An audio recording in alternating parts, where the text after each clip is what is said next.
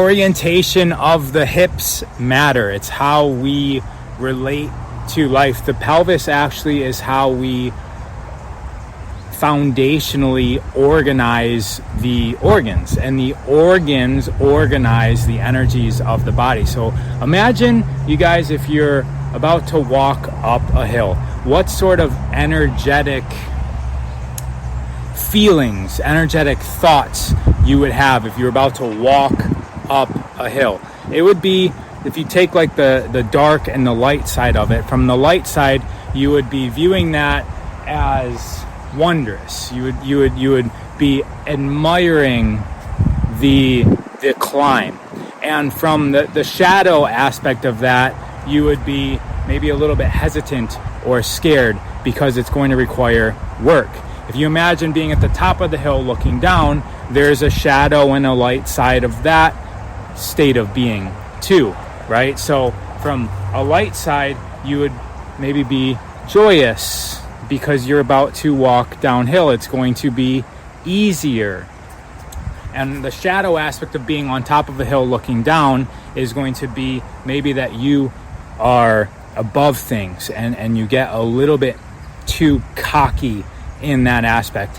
The way that the pelvis is tilted, so anteriorly or posteriorly, energetically, from a yogic standpoint, influences our thought patterns, our emotional patterns, and probably even our actions. I'm going to say and our actions, just get rid of that word probably. So thought patterns, emotional patterns, and action patterns with the body, based on if our pelvis is rotated anteriorly, which would energetically symbolize being on top of the mountain, looking down at things. You're looking down at people, you're looking down at events, you're looking down at the aspects of your life, which can give you confidence. But the anteriorly rotated pelvis there's a light and a shadow side to that. Same thing with if the pelvis is posteriorly rotated. Everything's going to seem like it's big. Everything's going to seem like it's a climb.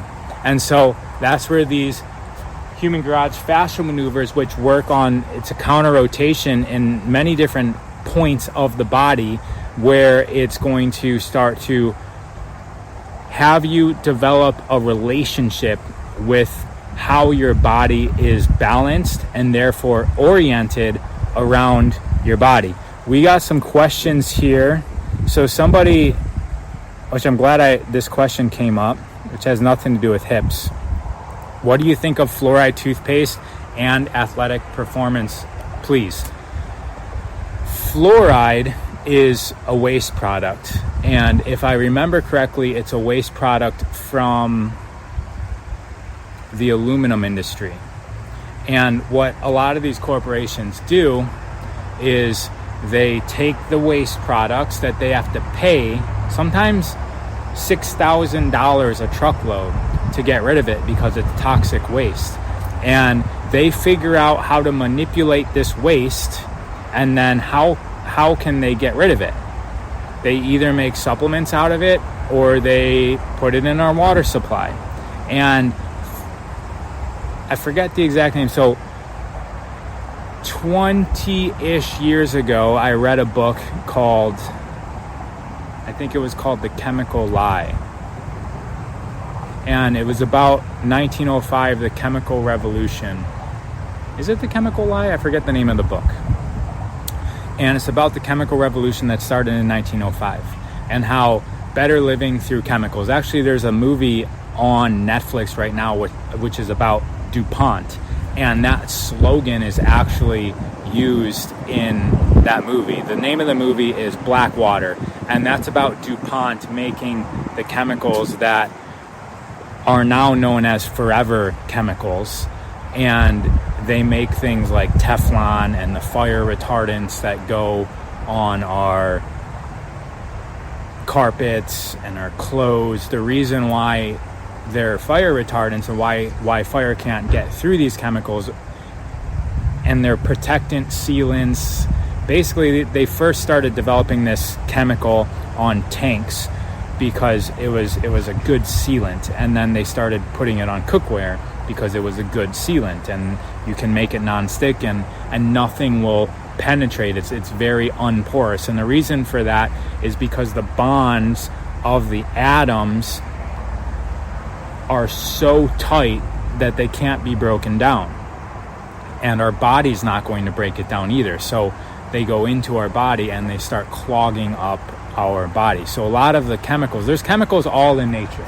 There's chemicals in these leaves. But when you start tinkering it around, start making man-made chemicals and putting them into things like supplements, like I mentioned earlier, which would be pharmaceuticals, or our food supply, like spraying it on, like things like glyphosate, or which is made by Monsanto, another chemical company, which is now owned by Bayer, another chemical and pharmaceutical company. Or, as I was saying, taking fluoride and tinkering it around with, or taking a waste product that's similar to fluoride, tinkering around with it so that it can be turned into a man-made fluoride and then put into our drinking water. And now, why is it in our drinking water? And I'm going to pin this question right here because I'm answering it right now. It's in our drinking water because the regulatory agencies that regulate what goes, what's safe for human consumption, fluoride's put in our drinking water because fluoride will help to calcify the teeth. So when you go to the dentist from 0 years old to 18 years old, I don't know if it's 0 years old, but from a kid to 18 years old, you're given fluoride treatments. And fluoride, the teeth really magnetize and sponge up that fluoride. And there's scientific evidence again, science is political, and there's people that are monopolizing the peer-reviewed process. But there's a concept that fluoride is going to help the teeth stay strong. It's going to turn into teeth, basically, and calcify within the teeth. Now, when you drink fluoride, they meaning the people that are making all the decisions in this game that we call life, they're putting it in the drinking water, number one, to get rid of it because it's a waste product, but it's proposed to be in there because it's going to help people's teeth. And so there's studies that back this as well, that towns and cities that have fluorinated drinking water have less cavities than towns and cities that do not have fluorinated drinking water. And the issue with that is that fluoride does not only calcify the teeth. Fluoride also calcifies in the pineal gland. And so just as the teeth are going to collect those chemicals and unnaturally turn them into hard calcification, like hard mineral, that's what's also happening in the pineal gland. So if you guys are by your computer, you can just search calcified pineal gland. Essentially, every single person has it. I work with somebody, she's on the board appearing with me, and she just went to the dentist. And I don't know if you guys have been to the dentist where they have this 360 degree imaging thing. It's kind of like the new technology. And so they're looking at the teeth from 360 degree, all angles. They can look at the teeth through this imaging. Well, the dentist also, because it's just going through the head, all that radiation is going through the head and creating an image.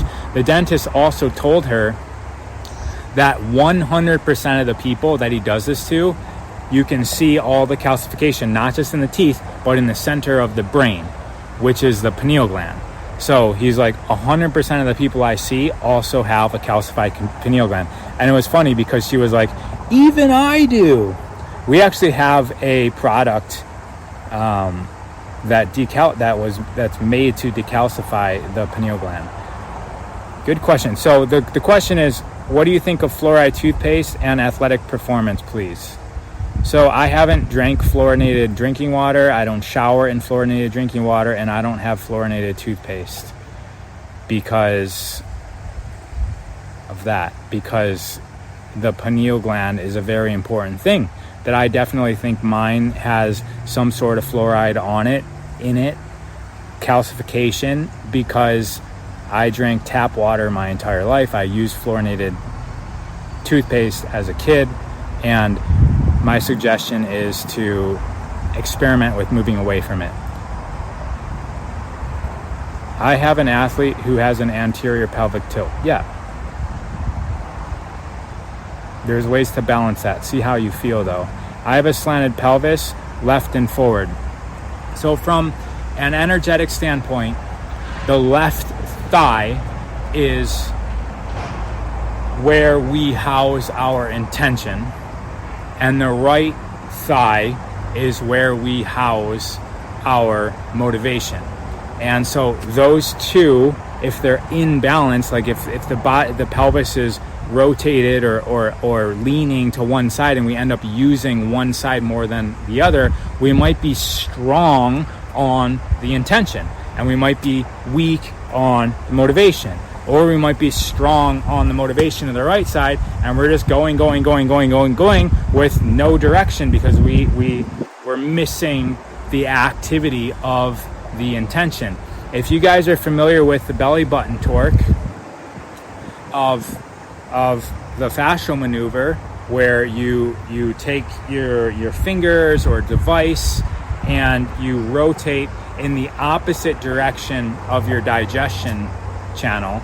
So your digestion goes up to the left and down. So if you remember that, or you can Google like what way does my large intestine go? You rotate in the opposite direction.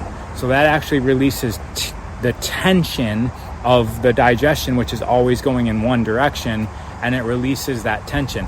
Also, the navel point, which is 2 inches below the belly button, is a very important point. This is the center of our physical mass. This is where we control. This is the connection point from our legs, which are generating power from an athletic standpoint. It's also generating the power energetically with intention and motivation.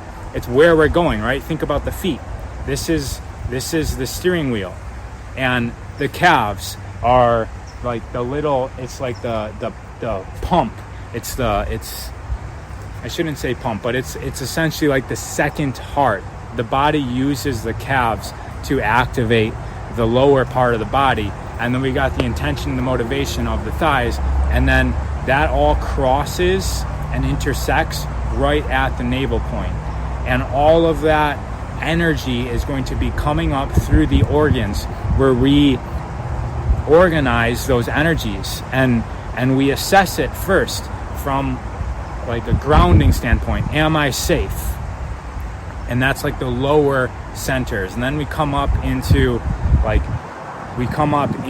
connection, and we come up into that's like the second center, and like, how am I connected to this? And then we come up even further into like, can I do anything in this? And then it's like, how do I feel in this situation in the heart? And then it's what can I say? How can I project what's going on inside of myself into this scenario? And then we're coming up here, and then we're deciding and choosing what it all means. And that's happening as we move through the body. And the brain is something that we as animals have. These guys don't have a brain. They're doing that collectively in every single aspect of its being. Plants are conscious, plants are intelligent. Maybe more intelligent than us. It just depends on how we define intelligence. They definitely have an agenda.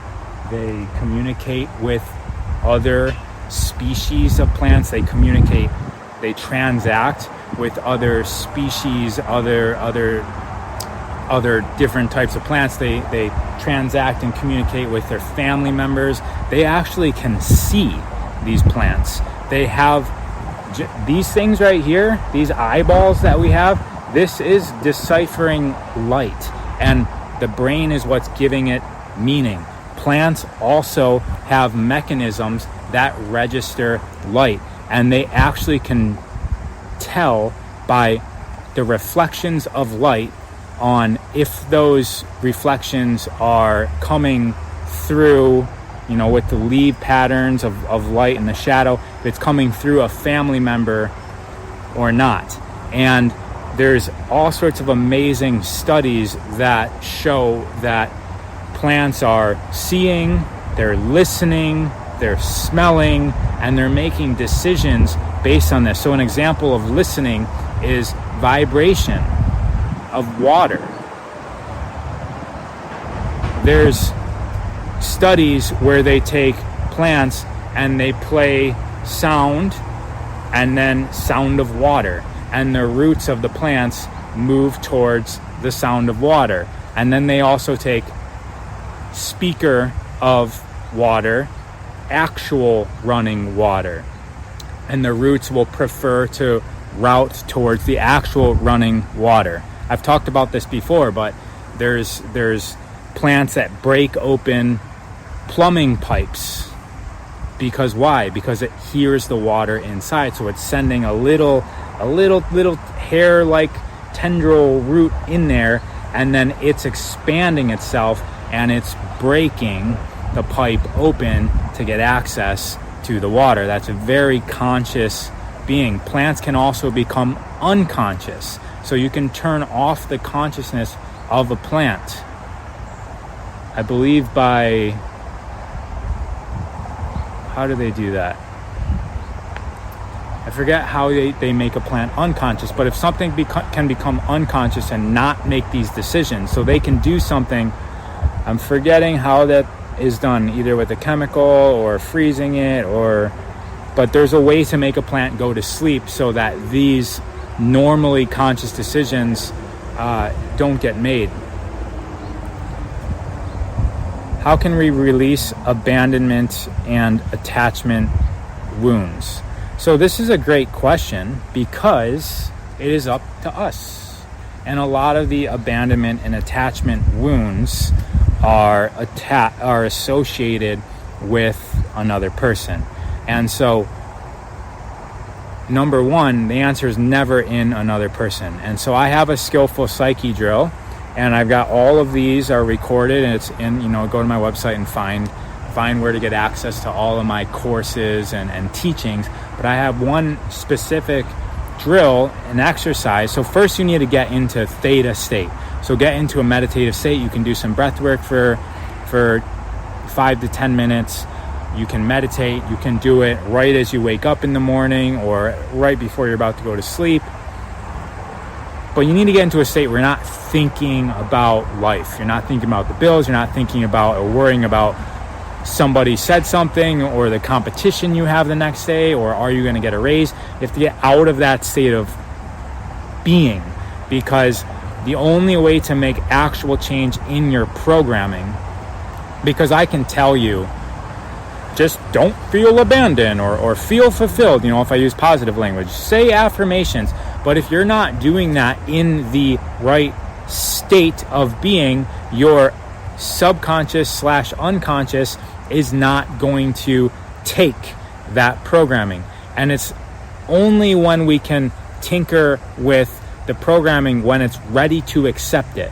When you try to connect a piece of technology through Bluetooth to another one, like that pairing needs to be turned on. Otherwise, your unconscious programming is not going to accept it. And if it doesn't accept it, then the change isn't going to last. So how can we actually go into our deep layers of consciousness and shift that so that we're automatically tuned to just be in the program of our choosing as we go through life without having to think about it? And we do that by getting to theta. So theta is the state that we're in from like 3 or 4 years old to 7 to 8 years old.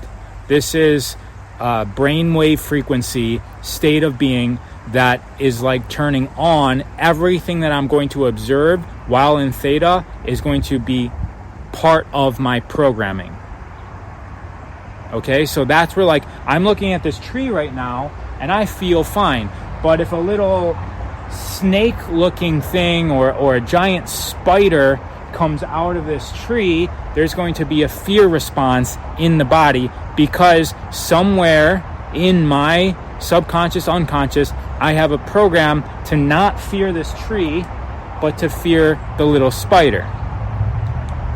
Maybe one time I fell out of a tree and it's programmed to fear the tree. That all happens unconsciously.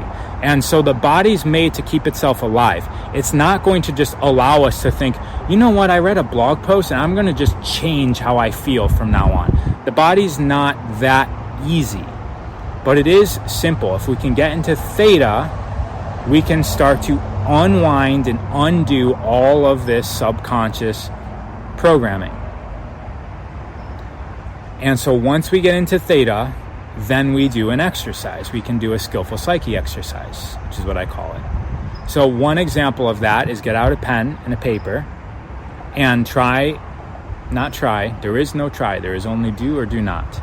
So go back to a moment, like I just mentioned, falling out of the tree.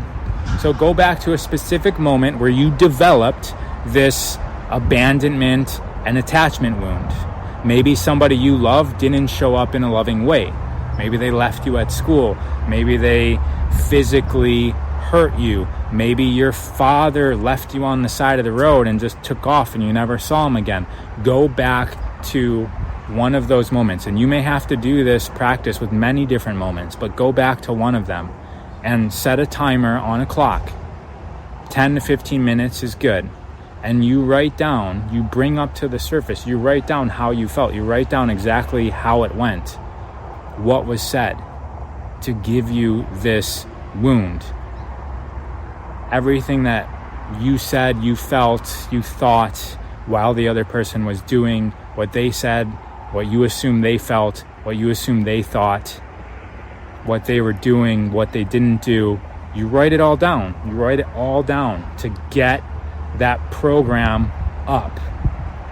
Now remember, you're still in theta while doing this, so don't turn your phone on do not disturb. Don't let your partner come into the room and start arguing with you.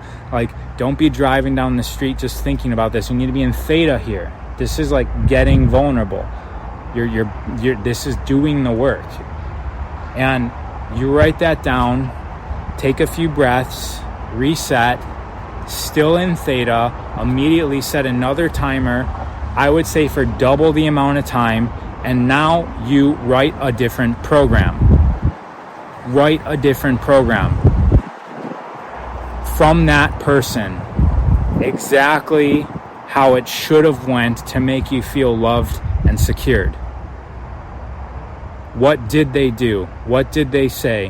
What did they think? How did they feel towards you? How did you feel towards them? What was the communication? You write this scenario. You're going to override the programming that you have while in theta. And this is, at the very least, going to cancel out. No, at the very least, it's going to allow you to recognize what is needed to fill that void. So at the very least, doing this exercise is giving you, it's blessing you with the wisdom to know what you need to fulfill yourself. And you can go out and seek this externally with somebody, but at the very best, what this exercise is going to do is going to overwrite that programming, so that just like noise cancellation headphones, when the sound comes in, the way that noise cancellation headphones work, it's not just a seal. What a noise cancellation headphones is doing is it's registering the sound outside of your ear and it's playing the exact opposite sound frequency to cancel out that noise so that you hear silence. And so if we do this with our patterned programming of thoughts and emotions, and we reveal it to ourselves in a theta brainwave set, and then we override it with the exact opposite frequency, we begin to recognize what we need to fulfill ourselves, and we also can overwrite that pattern. It has nothing to do with the other person. We never need another person to do anything. That's called victim mindset. That's the definition of victim mindset. What we shall do, my invitation is to bring the responsibility back into self and look at the programming that you've been running as a blessing. Thank it. Thank you, fear of abandonment, for protecting me when I needed it. You thank it. You give gratitude to that pattern, that program you've been running, because it's kept you safe. It's made you more aware. It's not allowed you to expose yourself. But if it's no longer serving you, be grateful to it and let it go. And the next step is to then be grateful for the person that gave you that programming. And that will usually be easier once you override the wound. All right, that was an amazing tangent. Fluoride does not protect your teeth. Yes, I know that. I was saying in a way that there's been manipulation of lobbying to say that. I was just giving the background of why it's even there to begin with, why that's even a program in our mind. Fluoride poisons the brain, especially the pineal gland. Read about the importance of the pineal gland. Yes, the pineal gland does many things. The pineal gland also produces a super important thing that we all have, which is called melatonin. And melatonin, mela means dark. And dark things, black things, are the absorbers of light. And so when we think of black, you guys may have heard of black and white. Black means the absence of all light, and white means it's the presence of all white. I remember being taught that in school, but that's not exactly correct. Yes, white is the what we see from the sun is the whole entire light spectrum. Black is not the absence of light, though. Black is actually the holder of light. But black is the absorber of light. That's why football players put black lines here, so that the light goes there instead of into the darkest area of our body, which is our pupil. And why is our pupil black? Why is our hair dark? Why do we also have hair, and why is there melanin, which is mela means dark, right? Why is there melanin in our skin? It's because it's absorbing light. As we absorb light, what does that light do? And I'm going to bring this back to the pineal gland, so pay attention here. So melanin root comes from the root word of dark or black, mela, and that's capturing light. Why is our hair capturing light? It's capturing light because we are electric. We are beings of light. But I'll give you guys kind of the background of the journey of that light as it goes through the body. So we've got this melanin in our hair, in our skin, in our eyes, and it's capturing the light. Now there's two different typs of melanin. There's eumelanin and pheomelanin. And one of these is dark, one of them is light, like the red stuff on our lips, or super, super pale people have more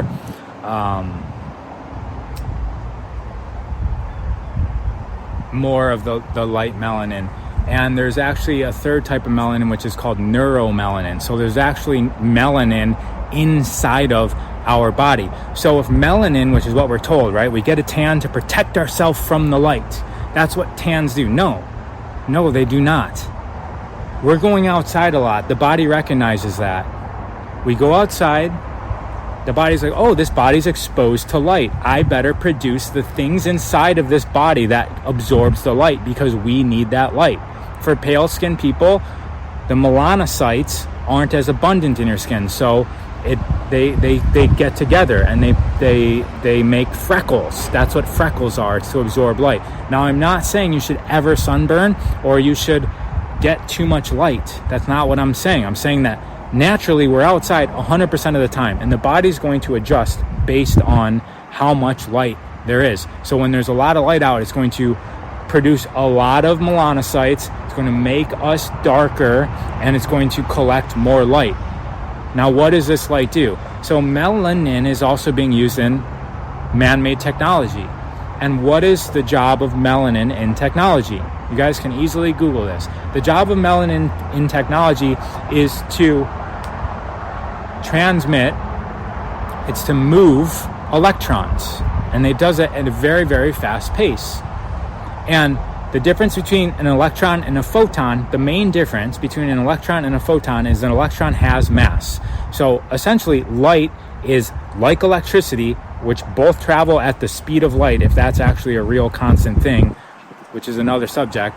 Electricity and light travel at the same speed, and an electron has mass, light doesn't have mass. That's essentially the difference. In man-made technology, they use melanin to transfer electrons. There's melanin inside of our body. There's melanin inside of our hair and our skin. So that's collecting the light, and it's going through the melanin in our body, in our brainstem, in our brain, and it's all eventually collecting in the pineal gland. And it doesn't really stop, but the eyeballs go hypothalamus, which is giving us it's telling our body to be in what state of the nervous system. You guys may have I'm trying to remember, I'm trying to bring up 5 different things at once. So I'm closing my eyes, trying to organize this all. I might say a word wrong because I'm doing that, so pardon me on that. But the light's coming in, and the body's making a decision on what type of nervous response that it's in. Is it going to be in sympathetic or parasympathetic state based on the light, right? Is it light out? Because then I'm going to be awake and alive. Or is it dark out? Because I'm going to go to sleep. So that's the first decision the body makes based on light. Then it goes down to the pituitary gland, which is the master hormone controller. And based on the light type, because light just isn't light. If we're inside, we just think light is for seeing. The visible light spectrum is less than 1% of the full light spectrum. And so when we're indoors, those lights are just harmonized for seeing. When we come outside, even me being in the shade, there's more light around me here. It's brighter here than if I go inside and turn on all the lights and make it as bright as possible, because that is just bright in a very, very slim part of the light spectrum. So being out here is thousands, hundreds of times brighter from full spectrum sunlight than the brightest lights indoors. So it's going to the pituitary gland. It's making all these decisions of all the rhythms in the body, what the hormones are doing. And then that light traveling through the melanin is then going to finally rest in the pineal gland. And what does the pineal gland do? You guys, once again, Google, what is the main job of the pineal gland? You're going to get the conventional scientific answer to that, which is, does anybody know in the comments what the pineal gland does? There's a 10-second delay here. So the pineal gland so it's actually kind of underneath our pituitary, and the pineal gland, you guys have to know. I'll give you guys a hint. It does this. So someone's saying DMT, third eye, heals.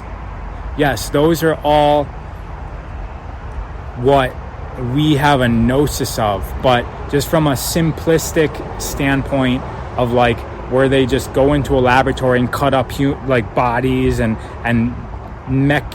turn it into a mechanical machine, and they look at it from a reductionist point of view.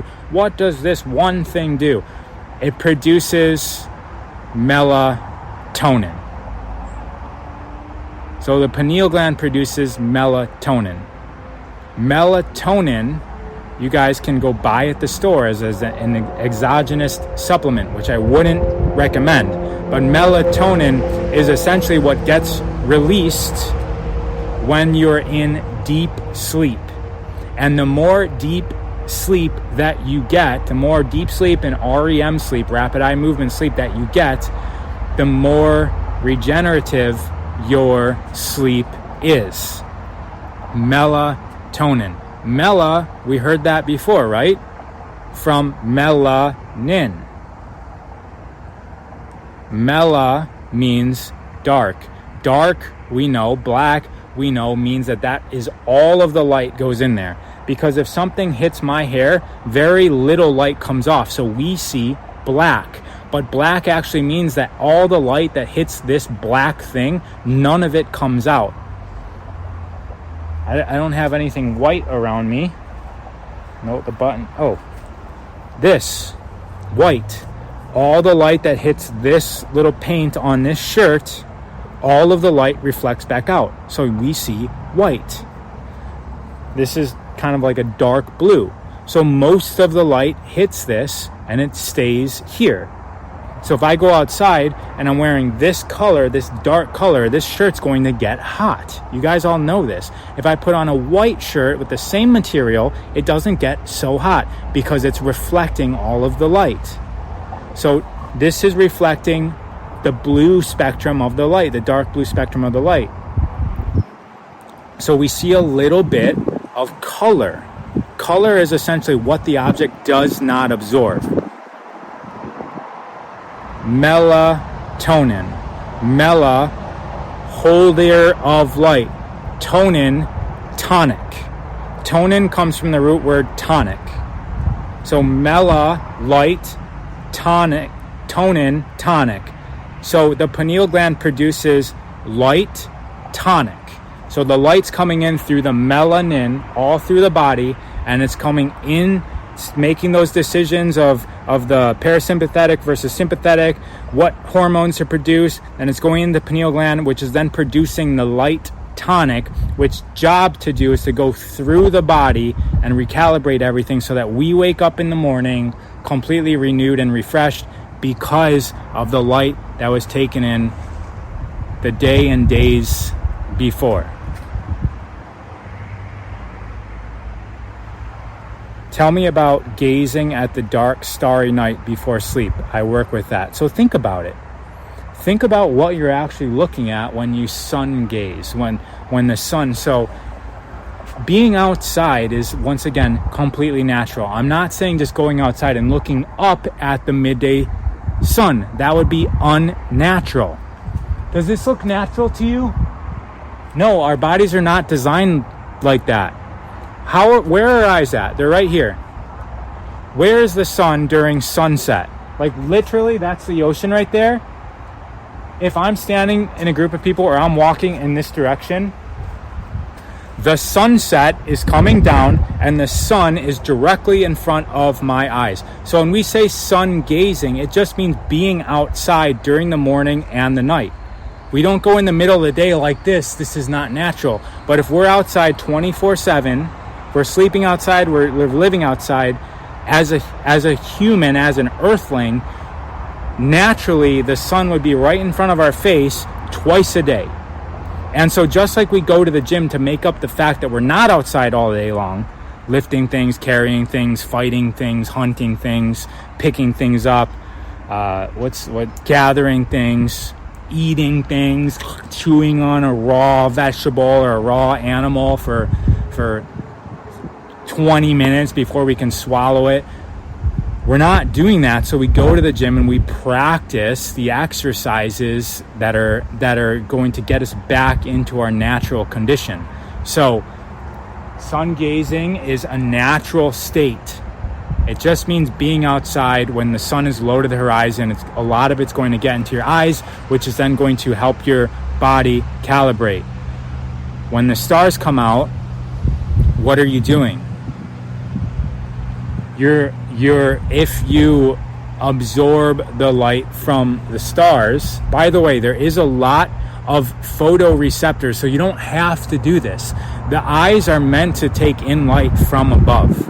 So doing this is too strong. So the eyes are taking in light from above, so you don't even have to look up at the stars. It's weaker though, so it's not going to damage you like looking up at the sun will, because that's just too strong. But if you are either just being outside at night when the stars are shining, they're literally, it's light. The photons are coming in, the body is going to make sense of that. And now what are you? You're more connected, not just to our star, but you're more connected to the light everywhere. Now there's some of you who are like, well, the stars don't exist and the sun doesn't exist as we know it. That might be true as well. I'm not saying that this is the only answer. Remember, that's a program. We're taught to only look for one right answer, even when it comes to reality itself. That's what school is. Remember the multiple choice? Fill in A, B, C, D, or E. There can only be one right answer, or it's E, all of the above. It's always E, always. Reality itself is very fluid. It is as we create it.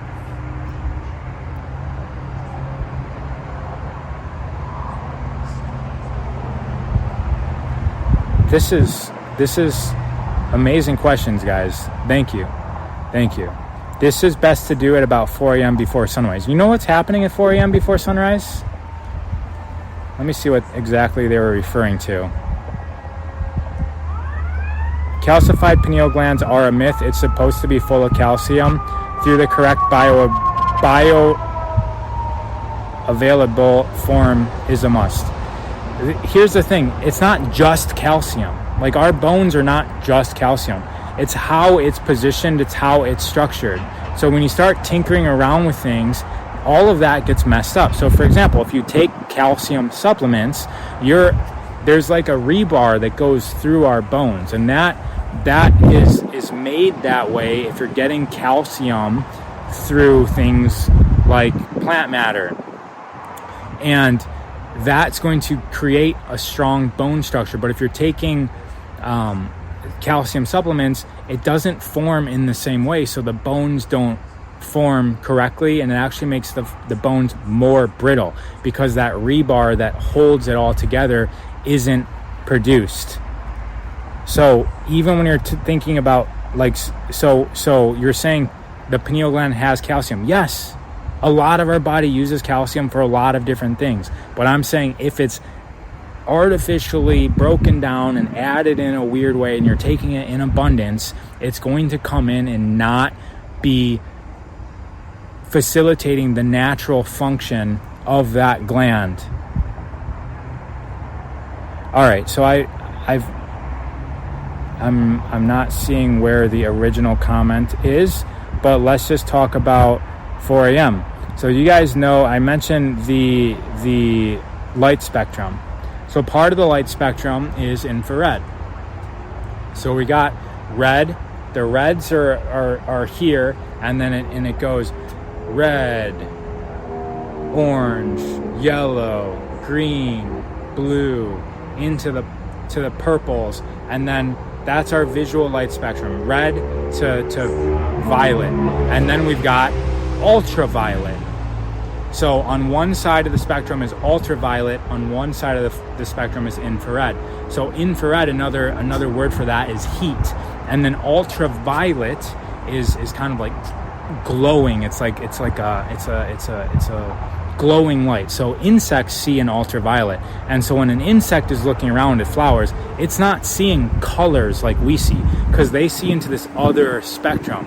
It's like a glowing light that it's shining beyond its physical borders. It's shining out. And so when you see in this ultraviolet, you're seeing the essence of color, not just like this flat surface of color. You're seeing it glow. And from an infrared standpoint, you're seeing the heat. That's what light is. Light, the light is heat. That's why our house gets heated up in the day. If we could see ultraviolet, we would also see like a glowing heat as our house as it glows up. Things like snakes see, I meant infrared. We would be able to see glowing. If we could see infrared, we could see the heat. Snakes see infrared. So if there's a mouse or something behind a pile of leaves or behind an empty log, the snake can see the heat of the mouse that's maybe heating those leaves, which then is glowing out the infrared. Now, here's the thing about infrared. It's a very long wavelength. And infrared goes further than the visual light spectrum that we see. So at 4 a.m., remember, that's what we're talking about here. When the sun's coming, and I thought I just stepped on a bee again like I did the other day, but there's kind of like a cactus down here. When the sun rises, and this is speaking from the Earth is a globe. The Earth is a globe, which isn't the only way that the Earth is, but this is from a gravitational model of the universe, where we're talking about a roundish Earth and a roundish sun. And this can be translated into other models of that, but I'm just going from the gravitational model of the universe, which I don't always take. Gravitational model of the universe, sun is coming around the horizon. Infrared is part of the light spectrum. It's traveling about 10% further than the visual light spectrum. And so the coming day's light is, the information of that is in the infrared light that's bathing the Earth 10% of 24 hours. Is that? Well, let's just leave the time out of that. 10% of that spectrum is coming through, and 1-2-ish hours before sunrise, you're being bathed in infrared light. The actual Earth starts to warm up right before sunrise, and that's actually light. So when you're up meditating or just up early in the morning, you're getting what? You're getting bathed in infrared part of the light spectrum. Infrared has a lot of information. You guys remember the old remote controls? For those of you who are over like 35 years old, the remote controls used to have like a little red thing on the front, and that is like a screen, and that was an infrared signal that it would send to our TV. And I'm sure remotes still utilize an aspect of this. A remote sends an infrared signal to the TV, and then that information allows the TV to switch a channel. So as the sun's coming up, infrared light's giving you what? It's giving you a connection to the day's light. So that's why the people throughout all cultures all over Earth are up straight spine to collect that energy, comes channeling in through the melanin, right? These are also the people that are wrapping their heads in turbans, because these are wires, so they're insulating the head. It's coming in, it's going down to the pelvis, which is like a bowl, and then it's bouncing back up, going through all of those organs, which is organizing the energy, and it's coming up to what? Another bowl at the top, which is the cranium. Look at how a satellite's designed. Bowl, small bowl. It collects the signal, or it shoots the signal up, or it collects the signal from the bowl, and then it bounces up into the smaller bowl, and then it goes down into the receiver. And so that's what's happening. We're getting that energy that's coming up, and then it's going down, and it's giving us indication of how to be for the coming day. So that's another example of why it's called great, greater, and greatest Kahn and Lee meditation. Another name for this is the ambrosial hour. The ambrosial hour is when we can collect the information from the coming day. It's it's in the infrared light. I wonder if infrared has the same root as infridian. So an infridian rhythm, there's circadian rhythms, there's ultradian rhythms, and there's infridian rhythms. A circadian rhythm is 24 hours. So being up and going to sleep is an example of a circadian rhythm. An ultradian rhythm is a rhythm that's longer than 24 hours. So an example of that would be the menstrual cycle or the lunar cycle that affects both male and females. The ultradian rhythm of females going through this 4-phase cycle of their menstruation cycle. And then infradian rhythms are rhythms that are less than 24 hours, which are things like our nostrils. As you guys know, our nostrils switch: left nostril, right nostril, left nostril dominant, right nostril dominant, and that's giving us a balance between the left and the right sides of the brain, the left and the right energetic capacities of our nervous system and our energetic system, our emotional system. The left side is like receiving, the right side is about penetrating forward. And so that's why we do breath work where we switch sides, but the body's also doing it. It's a natural infradian rhythm. And anyways, I'm gonna see if there's any connection to infrared light on that. This has been great, everybody. Thank you so much for your comments and questions. Bye-bye.